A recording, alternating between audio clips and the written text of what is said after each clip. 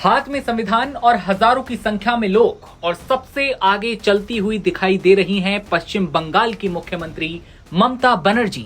लेकिन क्यों सीएम ममता सड़कों पर उतरी हैं? वजह है चुनाव आयोग के विशेष मतदाता सूची पुनरीक्षण यानी एसआईआर के खिलाफ विरोध प्रदर्शन। जी हां, लोगों में गुस्से की तस्वीरें पश्चिम बंगाल की हैं। एसआईआर के खिलाफ ममता बनर्जी ने जोरदार रैली निकाली। सीएम बनर्जी ने इसे साइलेंट इनविजिबल रिगिंग यानी कि शांत अदृश्य धांधली करार देते हुए केंद्र की भाजपा सरकार और चुनाव आयोग पर लोकतंत्र को कमजोर करने का आरोप लगाया। इस रैली में हजारों की संख्या में टीएमसी कार्यकर्ता तिरंगे और पार्टी के झंडे थामे लोकतंत्र बचाओ और बंगाल का वोट बंगाल का हक जैसे नारे लगाते हुए शामिल हुए। ममता बनर्जी पारंपरिक सफेद सूती साड़ी और चप्पल में दिखी। उन्होंने बीच बीच में सड़क किनारे जो लोग खड़े हैं उनका अभिवादन किया, जबकि उनके साथ उनके भतीजे और टीएमसी के राष्ट्रीय महासचिव अभिषेक बनर्जी, वरिष्ठ मंत्री और नेता भी इस मौके पर मौजूद रहे।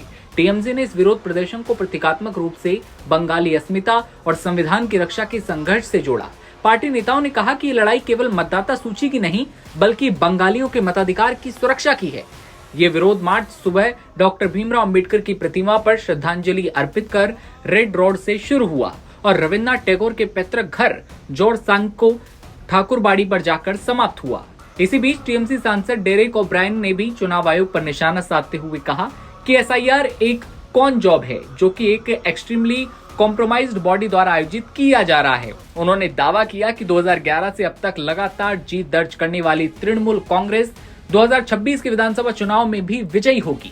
गौरतलब रहे कि एसआईआर की दूसरी फेज की प्रक्रिया 4 नवंबर से शुरू होकर 4 दिसंबर तक चलेगी।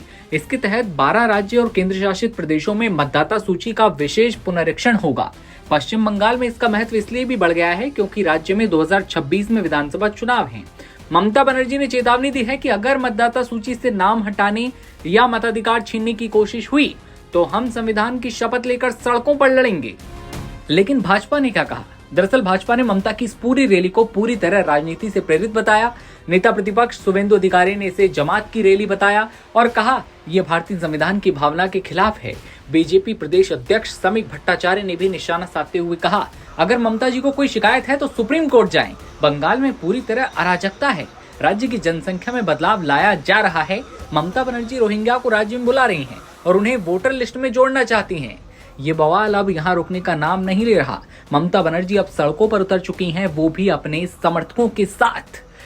नारे लगाए जा रहे हैं बंगाल की अस्मिता को लेकर और बंगालियों को लेकर। इस खबर को लेकर आपकी क्या राय है? ममता बनर्जी के इस कदम को लेकर आप क्या सोचते हैं? कमेंट सेक्शन में बताइए और तमाम खबरों के लिए बने रहिए नवभारत टाइम्स के साथ।